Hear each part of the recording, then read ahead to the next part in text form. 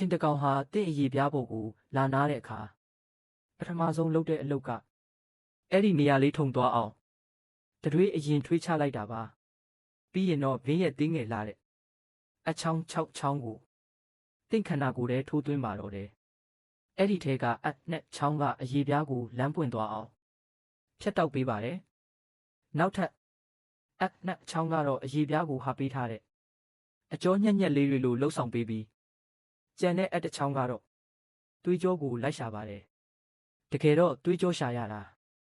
ချင်းတကောင်အတွက်တော်တော်လေးအားစိုက်ရတဲ့အလုပ်ပါဒါပေမဲ့သွေးကြောကိုရှာတွေ့ပြီဆိုတာနဲ့ချင်းဟာအဲ့ဒီအချောင်းနဲ့ပဲတင့်သွေးတွေကိုစုပ်ယူပါတော့တယ်တစ်ချိန်တည်းမှာပဲစထမမြောက်နောက်ဆုံးအချောင်းကနေတင့်ရဲ့အာယုံခံကြောတွေကိုထုံသွားစေမဲ့တတွေးတွေကိုထိုးထည့်ပေးပြန်ပါတယ်ဒါမှတင်လုံးဝတတိမထားမိပဲသူ့ဘိုက်ဝအောင်သွေးဆုံနိုင်မှာမို့လို့ပါဒါပေမဲ့စမ်းကြယ်တာတစ်ခုကတော့ချင်းတွေ